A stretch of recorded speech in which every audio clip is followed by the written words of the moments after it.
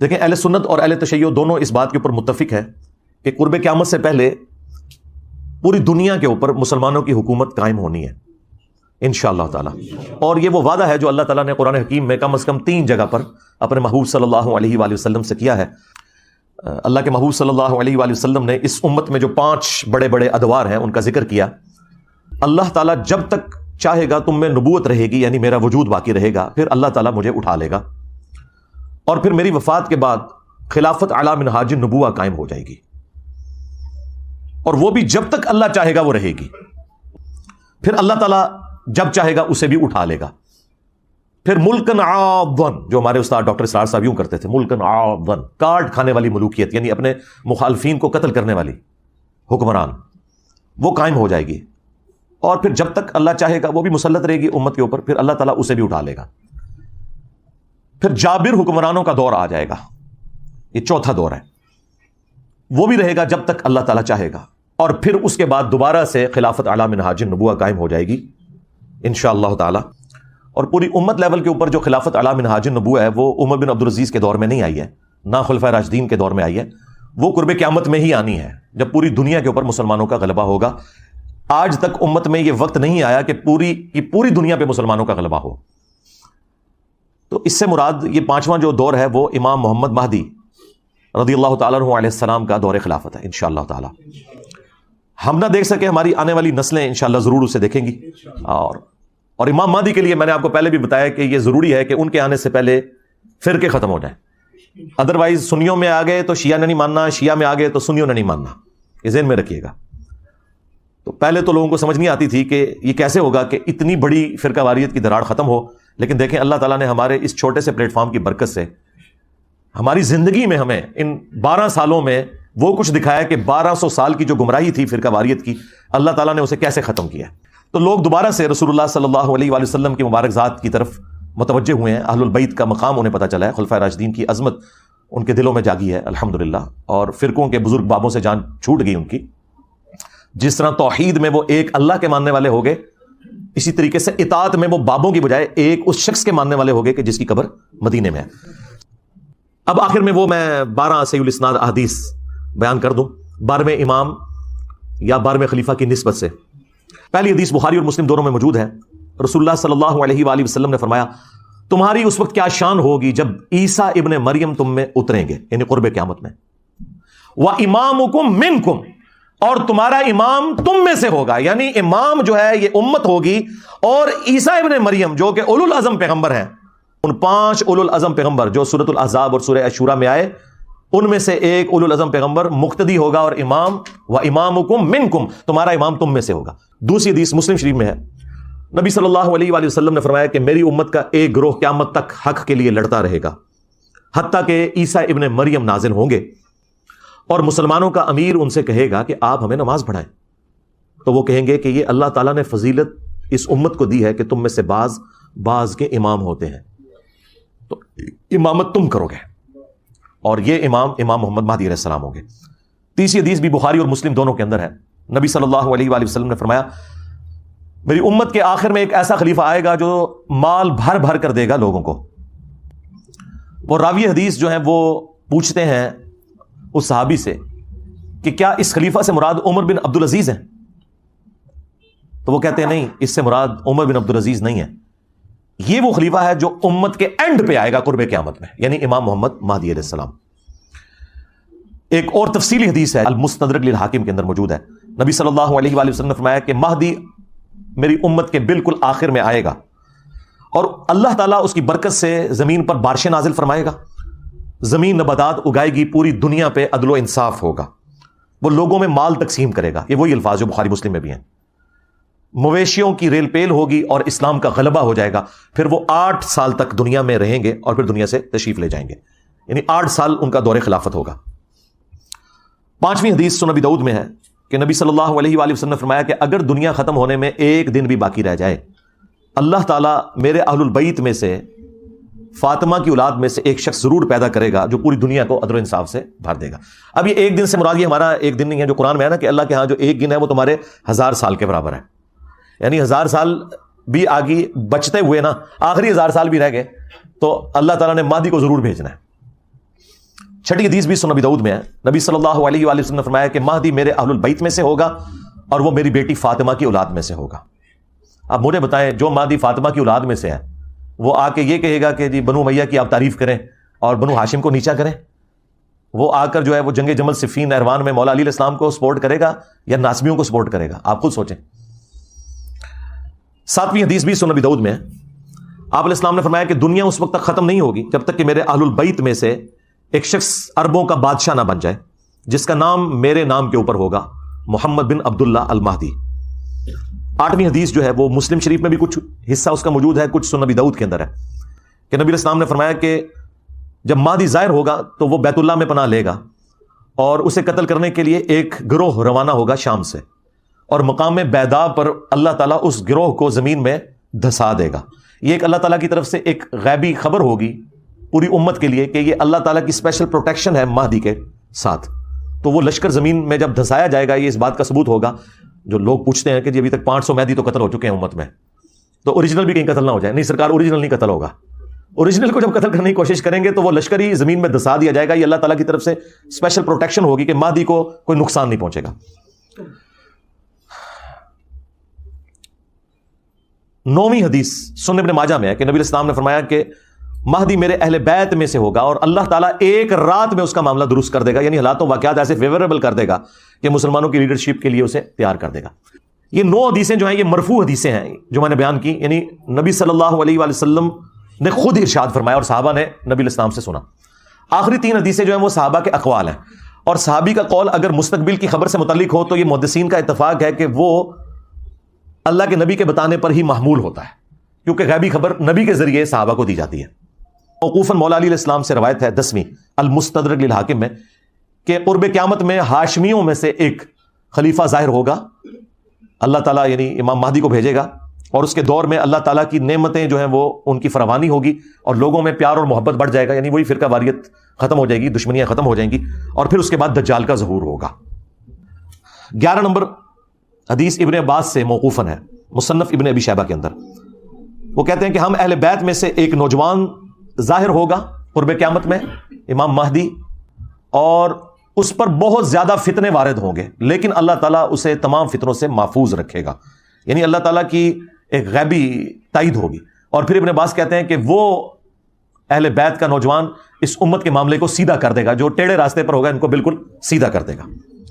اور 12ویں اور آخری موقوفاً روایت ثوبان سے ہے، جو نبی الاسلام کے آزاد کردہ غلام ہے۔ یہ بڑی مشہور روایت آپ نے سنی ہوگی، مسند احمد میں اور المستدرک للحاکم میں، کہ جب خراسان سے کالے جھنڈے آتے ہوئے دیکھو تو ان کا استقبال کرنا، ان میں اللہ کا خلیفہ مہدی ہوگا۔ بھائیو، قرآن حکیم میں ایک آیت 3 دفعہ آئی ہے جس میں اس الٹیمیٹ خلافت راشدہ کی طرف اشارہ موجود ہے۔ سورۃ التوبہ میں 33 نمبر، سورۃ الفتح میں 28 نمبر، اور سورہ الصف کے اندر 9 نمبر یہ آیت ہے۔ اعوذ باللہ من الشیطان الرجیم، بسم اللہ الرحمن الرحیم۔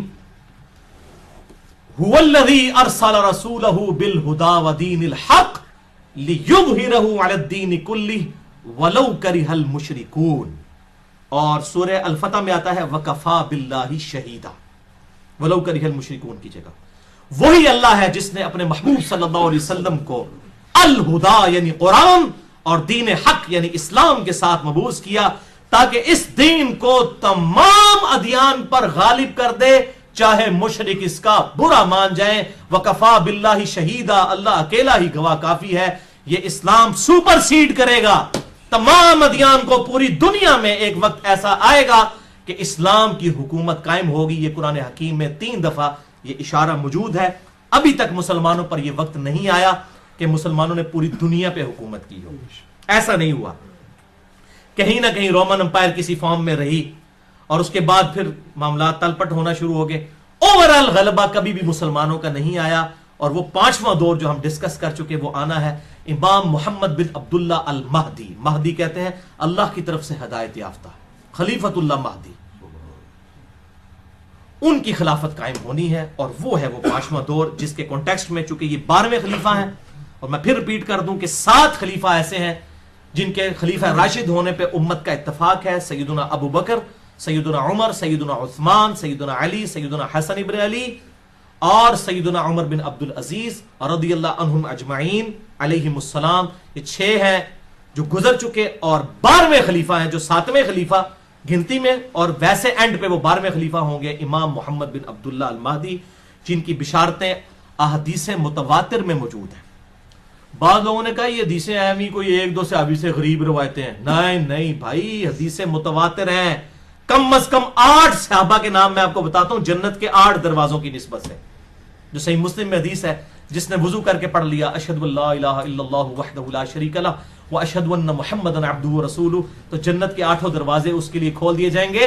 8 کی نسبت سے 8 صحابی کم از کم ہیں جنہوں نے امام محمد بن عبداللہ المہدی کی حدیثیں روایت کی ہیں، ان کے بارے میں پریڈکشنز. یہ حدیثیں متواتر ہے، اور اس سے بڑا تواتر یہ ہے عملی تواتر. اہل سنت اور اہل تشیع دونوں کا اجماع.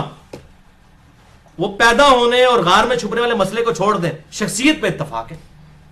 اب وہ 8 صحابی کون سے ہیں؟ نمبر 1 سیدنا علی، سیدنا ابن مسعود، سیدنا عبداللہ ابن عباس، سیدنا ابو ہریرہ، سیدنا جابر بن عبداللہ، سیدنا ابو سعید خدری، اور ہماری ماں سیدہ ام سلمہ اور سیدنا ثوبان رضی اللہ عنہم اجمعین. 8 صحابہ نے امام محمد بن عبداللہ المہدی سے متعلق احادیث کو روایت کیا ہے. یہ تواتر کے ساتھ ہے. اور میں اب یہ 12 حدیثیں ایک انٹلیکچوئل ترتیب سے بیان کرنے لگا ہوں. یہ الل ٹپ نہیں ہے، 12 کی 12 حدیثیں ایک انٹلیکچوئل ترتیب کے ساتھ ہیں.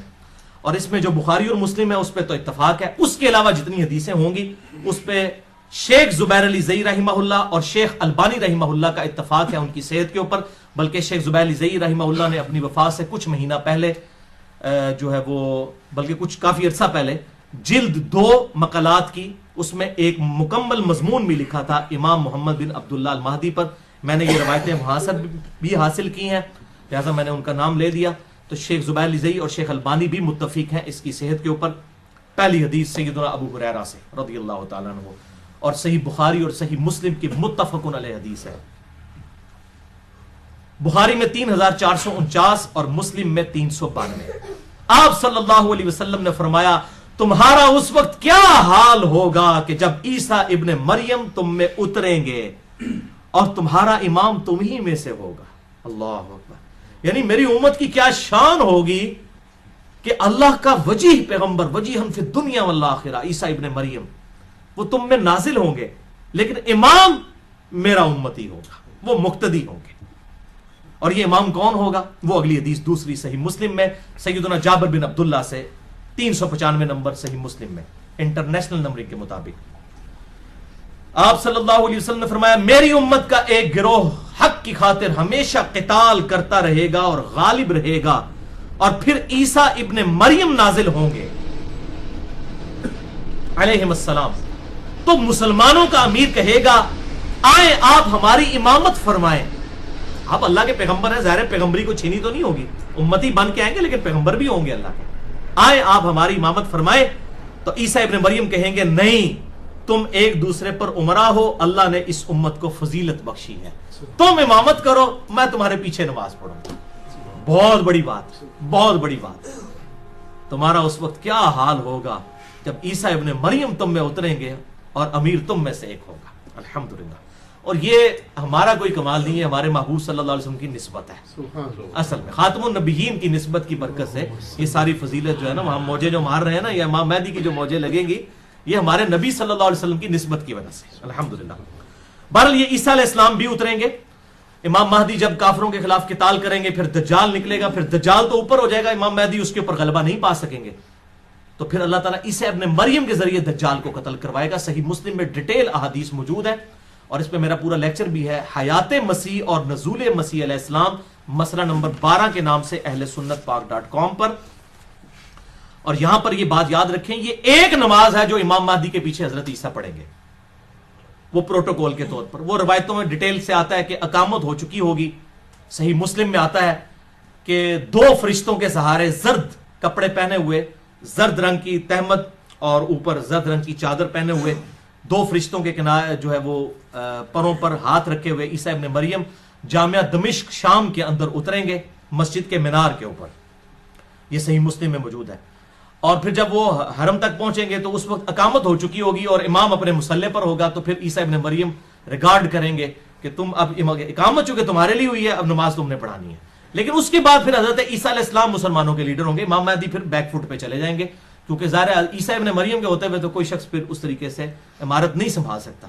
اور یہ اللہ تعالیٰ کی طرف سے غیبی مدد آئے گی کہ امام مہدی جو ہیں وہ دجال پر غلبہ نہیں پا سکیں گے. تو وہ حضرت عیسیٰ علیہ السلام جہاں جہاں جائیں گے ان کے سانس کی وجہ سے وہ نمک کی طرح پگھلے گا. صحیح مسلم میں آتا ہے مسئلہ نمبر 12، آپ سن لیں. بہرحال عیسیٰ علیہ السلام پھر مسلمانوں کی لیڈرشپ وہ سنبھالیں گے. اس کے ثبوت میں وہ حدیث ہے صحیح بخاری اور مسلم کی متفق علیہ حدیث.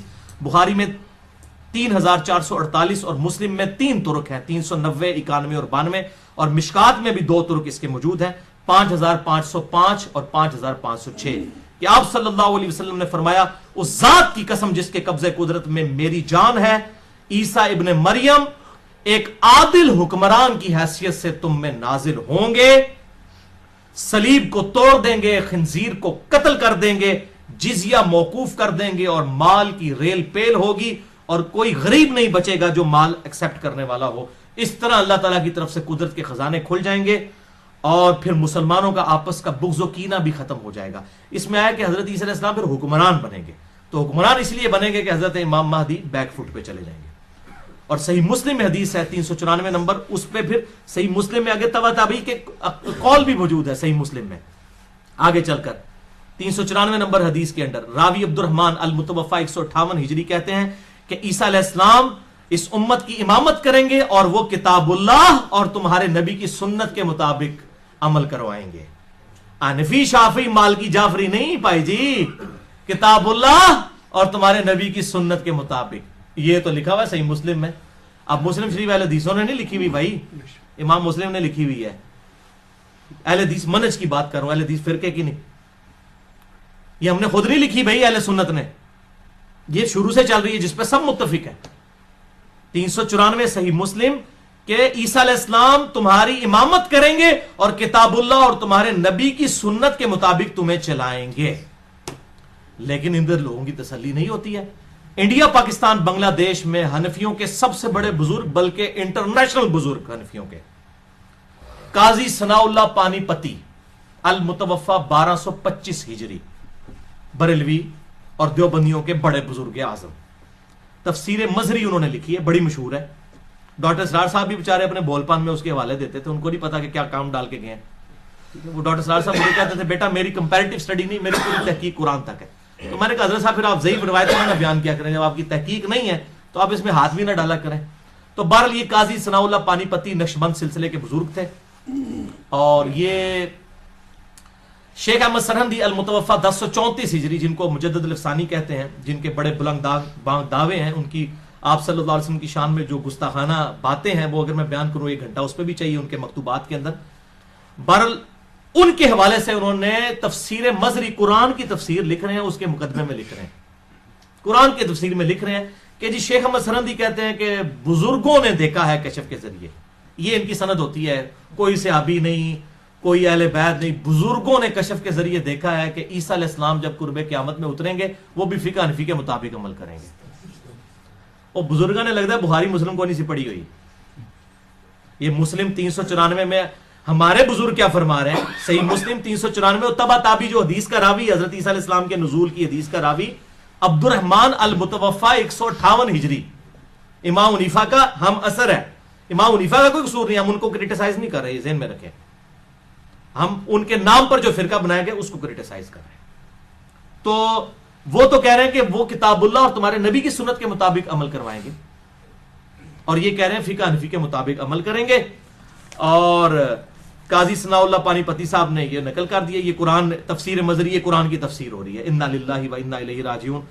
اللہ تعالیٰ ان لوگوں کے شر سے مسلمانوں کو، عام مسلمانوں کو محفوظ فرمائے. بل قرب قیامت کی جو نشانیاں ہیں یہ بہت بڑا ٹاپک ہے. جب تک ڈیفینیٹ کوئی چیز سامنے نہ آئے ہم اس طریقے سے وثوق کے ساتھ کسی نشانی کے ہونے یا نہ ہونے کا فیصلہ نہیں کر سکتے. مجھے بھی اکثر لوگ ای میلز کرتے ہیں کہ جی قیامت کی نشانیوں کے اوپر شام کے بارے میں حدیثیں ہیں، اور جناب غزوہ ہند پہ حدیثیں ہیں، فلاں ہے فلاں. بھائی اس طریقے سے وہ کنفرم نہیں کر سکتا. سب کی پرسیپشن موجود ہے، ٹھیک ہے نا جی. ایگزیکٹ کوئی نہیں کہہ سکتا، کسی خاص حد تک ہی کوئی پریڈکٹ کر سکتا ہے. لہٰذا مجھے معاف رکھیں اس ٹاپک پہ، قیامت کی نشانیوں کے اوپر. ہاں قیامت دڑے جو کچھ ہونا ہے اسی پہلے ہی بیان کر رہے ہیں. بھائی جی قیامت کی تیاری کرو، ٹھیک ہے. باقی جو چیزیں گزر چکی ان کو تو آج ہم بیٹھ کے ڈیسائیڈ کر سکتے ہیں کہ اچھا یہ ہوا تھا اور یہ ہوا تھا اس طریقے سے. تو بہرحال اس حوالے سے کسی کو شوق ہو تو مشکات المصابیح جو انسائکلوپیڈیا آف حدیث جسے میں نے ڈکلیئر کیا ہے, پورا لیکچر دیا ہے مسئلہ نمبر 111B اس کے اوپر. اس میں 142 احادیث ہیں قرب قیامت پر, حضرت عیسیٰ علیہ السلام کے نزول پر, امام مہدی سے ریلیٹڈ, دجال سے ریلیٹڈ. یہ آپ خود پڑھ لیں. انٹرنیشنل نمبر کے مطابق مشکات المصابیح کی تیسری جلد میں جو اردو والی ہے, پھر جلد آنا گرنی شروع کر دیو, اردو والی جو ہے وہ اردو میں بھی 5 جلدوں والی بھی ہے, جو میں شیخ زبیر لذیذ صاحب والی بتا رہا ہوں جو ہم نے اپنی ویب سائٹ پہ اپلوڈ کی ہوئی ہے مکتبہ اسلامیہ کی, 3 جلدوں والی. اس میں تیسری جلد میں 5379 نمبر سے 5520 نمبر تک 142 احادیث اس حوالے سے موجود ہیں.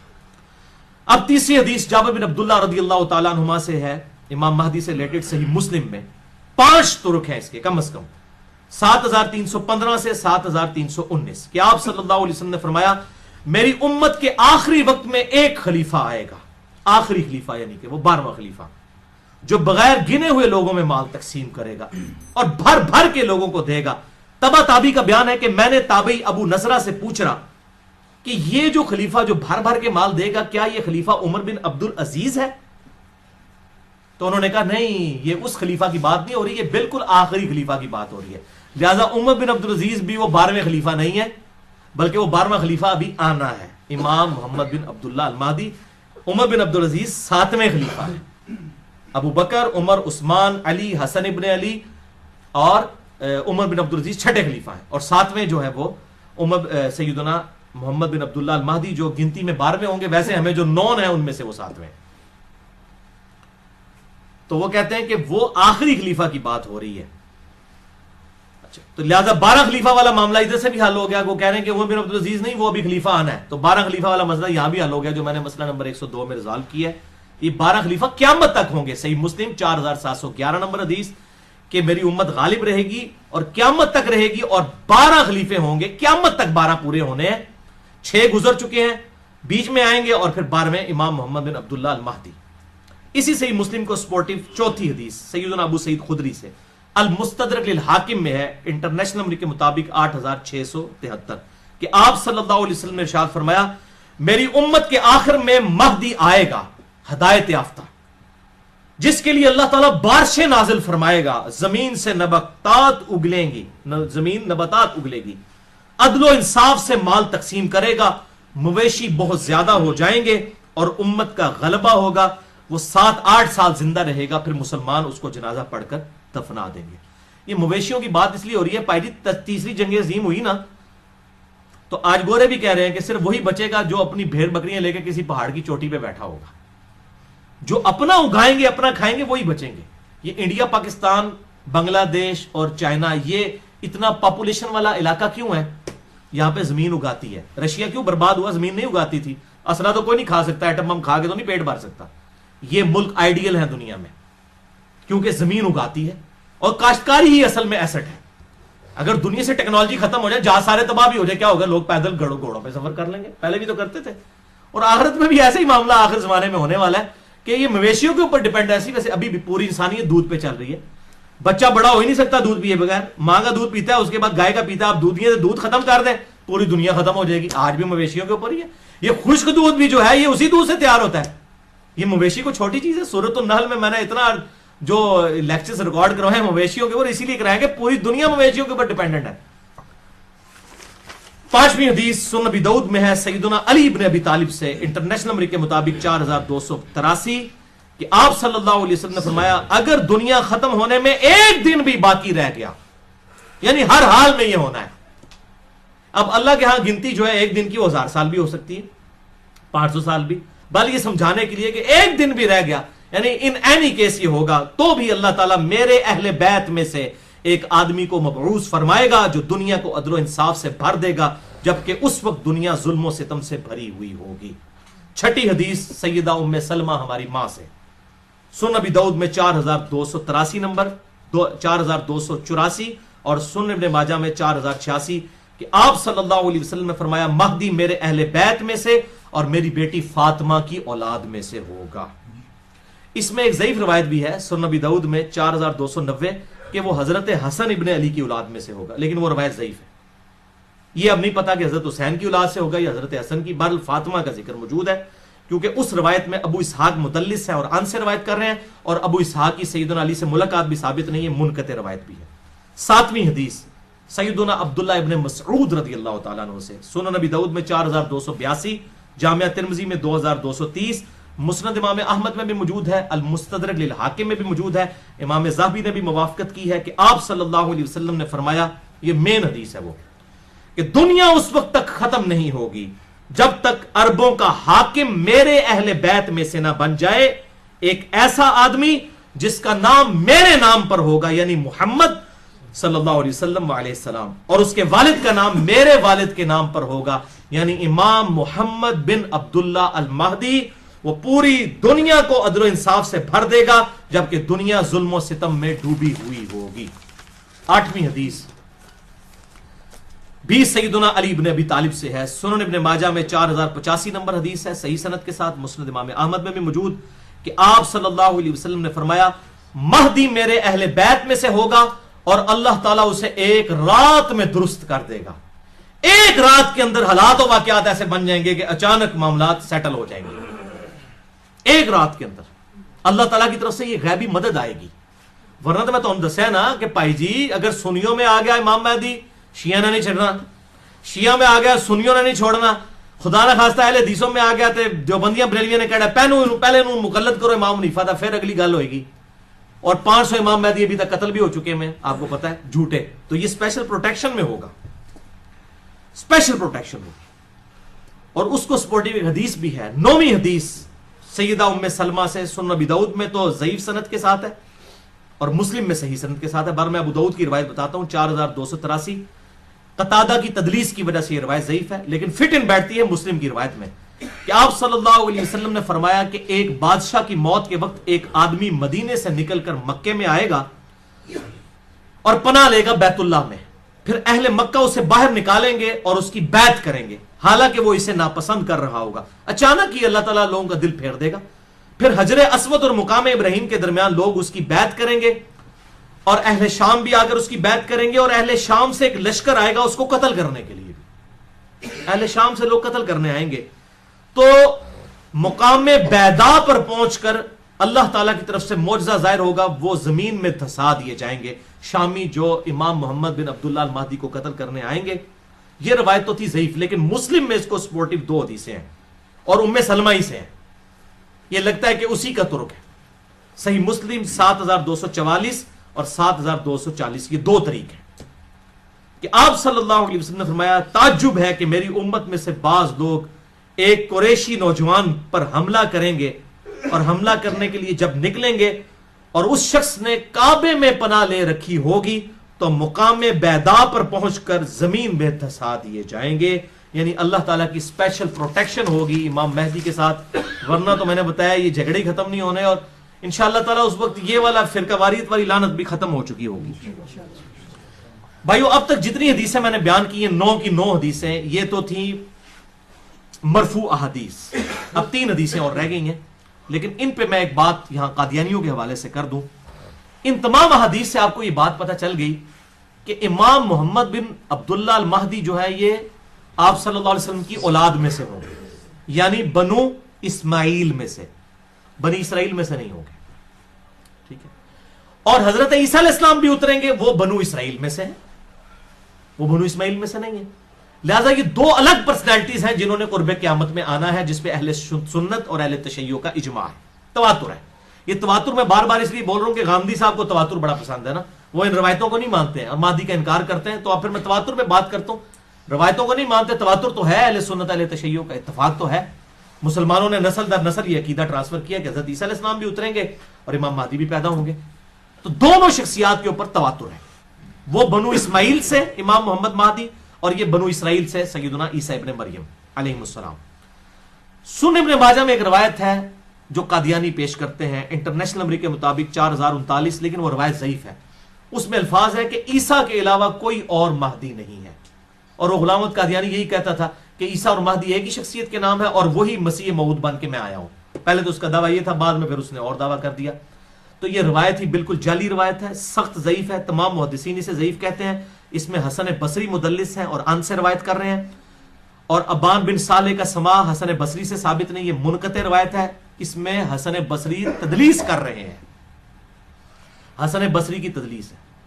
اگر کوئی اس کو ضعیف نہیں مانتا تو اس کے لیے پھر کیا ہونا چاہیے؟ پھکی، علم الکلام سے ہے، سارے بولتے ہیں پھکی، اینٹی وینم لاجیکل آنسر۔ اسی ضعف کے ساتھ وہ روایت ہے جو مسند امام احمد میں بھی موجود ہے، اور مشکات المصابیح میں انٹرنیشنل نمبر کے مطابق 4902 نمبر حدیث ہے، تیسری جلد کے اندر، عصبیت اور مفاخرت کے بیان کے اندر، کہ آپ صلی اللہ علیہ وسلم نے فرمایا جو شخص اپنے جاہلی نسب پر فخر کرے اس کو کہو کہ اپنے باپ کا عضو تناسل کاٹ کے اپنے منہ میں رکھ لے، اور یہ بات کنائے سے نہ کرو، ڈائریکٹ کرو کہ تجھے اپنے خاندان پر فخر ہے، اپنے باپ کی شرمگاہ کاٹ کے اپنے منہ میں رکھ لے۔ وَلِعَاذُ بِاللَّهِ تعالی، ایسی بےہودہ بات کیا ہمارے محبوب کر سکتے ہیں؟ وَإِنَّكَ لَعَلَىٰ خُلُقٍ عَظِيمٍ، جن کو قرآن نے کہا اخلاق کے بلند ترین درجے پر، اور بخاری اور مسلم کی متفق علیہ حدیث ہے کہ آپ صلی اللہ علیہ وسلم میں کنواری لڑکیوں سے بھی زیادہ شرم تھی۔ کنواری لڑکی یہ بات کر سکتی ہے کہ اپنے باپ کا عضو تناسل کاٹ کے اپنے منہ میں رکھ لے؟ شرم یا ولی؟ تو یہ روایتی جعلی ہے، مسند امام احمد میں ہے، مشکات میں 4902، اور ضعف کیا ہے؟ سیم وہی ضعف ہے کہ حسن بصری مدلس ہیں اور ان سے روایت کر رہے ہیں۔ آؤ اپنا ایمان برباد کرو۔ اس لیے میں نے پھر پورا لیکچر ریکارڈ کروایا، مسئلہ نمبر 36، ضعیف الاسناد اور من گھڑت احادیث کے فتنے کا تحقیقی جائزہ۔ اور قادیانیوں کے حوالے سے 2 لیکچر میرے بڑے امپورٹنٹ ہیں، مسئلہ نمبر 12 حیات مسیح علیہ السلام اور نزول مسیح علیہ السلام، اور مسئلہ نمبر 40 ہے ختم نبوت کے اوپر، خاتم اور خاتم کی جو بحث کرتے ہیں، اس حوالے سے وہ لیکچر آپ سن سکتے ہیں۔ اب آخری 3 حدیثیں موقوفاً ہیں، آپ صلی اللہ علیہ وسلم کے صحابہ کے اقوال ہیں، اور صحابی جب کوئی غیبی خبر بتائے تو یہ انڈرسٹوڈ ہوتا ہے کہ نبی کے بتانے سے پتہ چلی ہے، صحابی کے پاس کوئی وحی نہیں آتی تھی، اسے حدیث موقوف کہتے ہیں۔ یہ تینوں حدیثیں غیبی خبریں۔ 10ویں حدیث سیدنا علی رضی اللہ تعالیٰ عنہ سے موقوفاً ہے، المستدرک للحاکم میں 8658، کہ سیدنا علی کہتے ہیں کہ ایک فتنہ ہوگا اور اس میں لوگ اس طرح تپائے جائیں گے جیسا کہ سونا بھٹی میں تپایا جاتا ہے، پھر لوگ قتال کریں گے کافروں کے خلاف تو انہیں شکست ہوگی، پھر ایک ہاشمی ظاہر ہوگا جو رسول اللہ کی اطرت سے ہوگا، یعنی آپ صلی اللہ علیہ وسلم کے اہل بیت میں سے، تو اللہ تعالیٰ مسلمانوں کو دوبارہ شیر و شکر کر دے گا، اور وہ اللہ تعالیٰ اپنی نعمتوں کی فراوانی فرمائے گا، پھر لوگ اسی حالت پر ہوں گے کہ دجال کا خروج ہوگا، یعنی سیدنا محمد بن عبداللہ المہدی کے ذریعے مسلمان ایک پلیٹ فارم کے اوپر جمع ہو جائیں گے انشاءاللہ۔ 11ویں حدیث سیکنڈ لاسٹ سیدنا ابن عباس سے موقوفاً ہے، المصنف ابن ابی شیبہ میں، اردو میں آئی ہے المصنف ابن ابی شیبہ، 11 جلدوں میں یہاں رکھی ہے، اس میں اب آخری جلد میں کتاب الفتن نکالے تو 200 حدیثیں ہیں امام مہدی پر، دجال پر اور سیدنا عیسیٰ علیہ السلام پر، 200 حدیثیں۔ یہ جتنی میں بیان کروں یہ ساری اس میں اکیلی میں موجود ہیں۔ دنیا کی سب سے بڑی احادیث اور آثار کی کتاب، 38,000 احادیث اور آثار امام بخاری اور امام مسلم کے استاد المصنف ابن ابی شیبہ کے اندر موجود ہے، اس میں یہ موقوفاً روایت ہے ابن عباس کی، اور اس کا نمبر ہے 37,641، اور فضائل صحابہ جو کتاب ہے احمد بن حنبل کی، اس میں بھی موجود ہے، جلد 4 صفحہ 375 پہ 1831 نمبر، کہ ابن عباس کہتے ہیں یہ دن رات گزرتے جائیں گے یہاں تک کہ ایک دن ایسا آئے گا کہ ہم اہل بیت میں سے ایک نوجوان لڑکا ظاہر ہوگا اور وہ اس امت کا معاملہ سیدھا کر دے گا، سوتر اور سیدھا کر دے گا، اس امت کا معاملہ سیدھا کر دے گا۔ تو ساتھیوں نے پوچھا اے ابن عباس کہ کیا بوڑھے لوگ اسے نہیں پا سکیں گے؟ کیونکہ کہا گیا نوجوان، ویسے بڑھی ہڈیاں سے سمجھانا ہی بڑا اوکھا ہوتا ہے، آج بھی جوان بندے ہی گال قبول کر دینے، حضرت موسیٰ علیہ السلام پہ بھی جوان ہی ایمان لے کے آئے نا، اصحاب کہف بھی جوان ہی تھے، تو میرے خیال کو بوڑھے بوڑھے لوگ بیٹھے تھے، انہوں نے کہا جی بوڑھے لوگ نہیں حاصل کر سکیں گے امام محمد مہدی کو، اور کیا صرف جوان ہی اس کو پائیں گے؟ تو ابن عباس نے کہا ایسا نہیں ہے، ہوا امر اللہ، یہ اللہ کا فیصلہ ہے، یؤتی من یشاء، جس کو چاہے گا عطا فرمائے گا، ہو سکتا ہے کوئی جوان نہ پہنچ سکے اور کوئی بوڑھا امام مہدی تک پہنچ جائے، اور اگر ہماری زندگی میں ظاہر ہو تو اللہ تعالی ہمیں ان کے جھنڈے تلے جگہ فرمائے، آمین۔ آخری حدیث آج کے لیکچر کی 12ویں حدیث امام محمد بن عبداللہ المہدی سے ریلیٹڈ، 12ویں خلیفہ سے ریلیٹڈ 12ویں حدیث، یہ مرفوع بھی ہے لیکن وہ ضعیف طرق ہے، یہ موقوفاً روایت ٹھیک ہے، سیدنا ثوبان سے المستدرک للحاکم میں انٹرنیشنل نمبرنگ کے مطابق 8531 نمبر کہ آپ صلی اللہ علیہ وسلم نے فرمایا جب تم خراسان کی طرف سے سیاہ جھنڈے آتے ہوئے دیکھو تو ان کا استقبال کرو کیونکہ فیہا خلیفۃ اللہ المہدی، ان میں اللہ کا خلیفہ مہدی بھی ہوگا. یہ موقوفاً ہے، سیدنا ثوبان کا قول مرفوع ضعیف ہے لیکن ظاہر آپ صلی اللہ علیہ وسلم کے بتانے پر ہی موقوف ہے. یہ خراسان سے جب کالے جھنڈے آئیں گے تو ان کا استقبال کرنا، یعنی اہل عرب کو کہا گیا، ان میں خلیفۃ اللہ مہدی ہوں گے. اس سے یہ بات بھی پتہ چل گئی کہ یہ انقلاب جو ہے وہ عربیوں کے ذریعے نہیں آنا، اجمیوں کی طرف سے آنا ہے، کیونکہ خراسان تو یہ ایران، افغانستان اور رشیا، یہ پوری بیلٹ کو خراسان کہا جاتا ہے. اب تو یہ ملک لاتا بن چکے ہیں ادھر سے باہر ہم نہیں. اب یہ نہیں اب یہاں پر کچھ لوگوں نے لشکر خراسانی بنا لیا، نام رکھنے والا پائی کچھ نہیں ہوتا. بریلوی، دیوبندی، اہل حدیث تینوں اپنے آپ کو اہل سنت والجماعت کہتے ہیں. نام رکھنے سے کیا ہے؟ آپ شراب کی بوتل کے بعد روح افزا لکھ دیں تو وہ روح افزا بن جائے گی. کالا جھنڈا آپ اٹھا لیں تو آپ مہدی بن جائیں گے. نام بھی رکھ دیں اپنے بیٹے کا محمد بن عبداللہ، کسی کا بیٹے کا نام محمد رکھ دیں، ٹھیک ہے جی. کسی آمنہ نامی عورت کے ساتھ شادی کرے، بیٹے کا نام جو ہے عبداللہ رکھ دیں. اس طرح امام مہدی نہ بننا ہے، یہ اس طرح کی جعلی طریقے سے نہ تو کوئی خراسانی بننا ہے تو نہ کوئی یہ کالے جھنڈے اٹھانے سے ہونا ہے. یہ اللہ تعالیٰ امت کو خود بخود اس حوالے سے، ورنہ تو قادیانیوں کا آپ پتہ ایم ٹی وی ہے، مسلم ٹی وی قادیانیوں کا ہے، تو نام تو انہوں نے ایم ٹی وی رکھا ہے، تو قادیانی کیا مسلمان ہے؟ تو اس طریقے سے اگر کوئی لشکر خراسانی رکھ کے جو ہے وہ مسلمانوں کا قتل عام شروع کر دیتا ہے اور وہی کہتا ہے جی میں کوئی امام مہدی کے اس کے اوپر چل رہا ہوں اور کالا جھنڈا بھی اٹھا لیا ہوا ہے، تو اس سے تو کچھ بھی نہیں بننا. یہ کالی پگڑی پہن کے تو نہیں کچھ بن جانا. یہ تو سارا میک اپ ہے، آپ کر لیں. وہ اشفاق احمد صاحب صحیح بات کرتے تھے کہ جس جہاز کا انجن خراب ہو چکا اس کو آپ پینٹ کر کے نئی سیٹیں لگا کے اڑا نہیں سکتے، انجن تو خراب ہے نا اندر سے. تو آپ یہ لیپا پوتی کر رہے ہیں، مولوی داڑھی لمبی لمبی رکھ لیں، پگڑیاں باندھ لیں، کرتے شلواریں اوپر اٹھا لیں، ٹخنوں سے گنے پہ اٹھا لیں، تلواریں اٹھا لیں. اس طرح کرنے سے کوئی محمد بن عبداللہ المہدی یا اس کے گروہ کا بندہ تو نہیں مان جائے گا. وہ تو جب معاملہ ہوگا اسی وقت ہوگا. اور اس طریقے سے آج کل یہ میں غزوہ ہند والی بھی اکثر لوگ پوچھتے ہیں، خصوصاً جماعت الدعوہ والے، لشکر طیبہ اور یہ باقی لوگ وہ روایت لے کے چل رہے ہوتے ہیں. وہ روایتیں تو اس کی تقریباً ساری ہی ضعیف ہیں، صرف ایک ہی اس کی صحیح روایت موجود ہے سنن نسائی کے اندر. انٹرنیشنل نمبر کے مطابق 3177 نمبر ہے. ایک چیپٹر کا نام بھی امام نسائی نے باندھا ہے غزوہ ہند کے نام سے. اس میں ایک روایت ہے کہ آپ صلی اللہ علیہ وسلم نے فرمایا، سنن نسائی 3177 انٹرنیشنل نمبر کے مطابق. اور ایک انٹرنیشنل نمبرنگ جو چل رہی ہے وہ اس میں 3175 ہے، 2 کا فرق ہے. بل اس میں یہ روایت ہے کہ آپ صلی اللہ علیہ وسلم نے فرمایا میری امت کے 2 گروہ ایسے ہیں جو کہ اللہ تعالیٰ نے ان کو آگ سے آزاد کر دیا ہے. پہلا وہ کہ جو پہلا گروہ وہ جو کہ ہند کے غزوے میں شریک ہوگا. غزوہ کہتے ہیں لڑائی کو، کوئی بھی لڑائی ہو. یہ جو غلط مشہور ہے کہ آپ صلی اللہ علیہ وسلم جس جنگ میں شامل ہوں وہ غزوہ ہوتا ہے اور جو آپ بھیجیں وہ سریہ ہوتا ہے، یہ بالکل جعلی بات ہے. ایسا نہیں ہے، یہ کوئی نہیں. غزوہ کہتے ہی لڑائی کو ہے، سریہ کہتے ہیں رات کے وقت نکلنے کو. تو غزوہ یا سریہ کی یہ ٹرمز بعد میں لوگوں نے ڈیوائز کی ہیں، ورنہ جو یہ غزوہ موتا بولا جاتا ہے اس میں تو آپ صلی اللہ علیہ وسلم کو نہیں تھے شامل. آپ تو مدینہ شریف میں بیٹھے ہوئے تھے، جس میں خالد ابن ولید وہ رومن امپائر سے بچا کے لے کے آئے تھے لشکر. پہلے سیدنا زید ابن حارثہ شہید ہو گیا، آپ صلی اللہ علیہ وسلم مسجد میں بیٹھ کے کہہ رہے ہیں میرے زید کو شہید کر دیا گیا، میرے جعفر کو شہید کر دیا گیا، میرے عبداللہ بن رواحہ کو شہید کر دیا گیا. اب اللہ کی تلواروں میں سے ایک تلوار کے ہاتھ جو ہے مسلمانوں کی وہ جو ہے وہ سپہ سلاری آ گئی ہے. یہ صحیح بخاری میں حدیث ہے، میں نے علم غیب والے لیکچر میں بتائی ہے، مسئلہ نمبر 6A میں. اللہ تعالیٰ نے آپ کو دکھا دیا اتنے 100 کلومیٹر دور کا منظر، تو آپ تو موجود نہیں تھے، اسے غزوہ موتا کہا جاتا ہے. حالانکہ غزوہ تو نہیں تھا. یہ غزوہ اور سریہ کی جو یہ ڈیفینیشن غلط ہے، کیونکہ اسے بریلویوں نے حاضر و ناظر کا عقیدہ نکالا ہے. وہ کہتے ہیں یہ دیکھیں غزوہ ہند ہے تو آپ سب خود بھی آئیں گے اس میں. اور پائیے پہلے ایک عقیدے ہی جعلی بناتے ہو، پھر اس میں فٹ ان کرتے ہو باتیں. غزوہ موتا میں بھی اللہ کے نبی تو شامل نہیں تھے، وہ کیوں غزوہ موتا ہے؟ ٹھیک ہے، تو یہ بالکل جعلی باتیں، کسی حدیث میں یہ تفریق نہیں ہے. یہ سنن نسائی 3177 کہ 2 گروہوں کو اللہ نے آگ سے بچا لیا ہے. نمبر 1 جو غزوہ ہند میں شامل ہوں گے، اور نمبر 2 عیسیٰ ابن مریم کے ساتھ جو لوگ شامل ہوں گے. اس میں بھی اشارہ مل رہا ہے قرب قیامت میں ہی کوئی معاملہ ہوگا.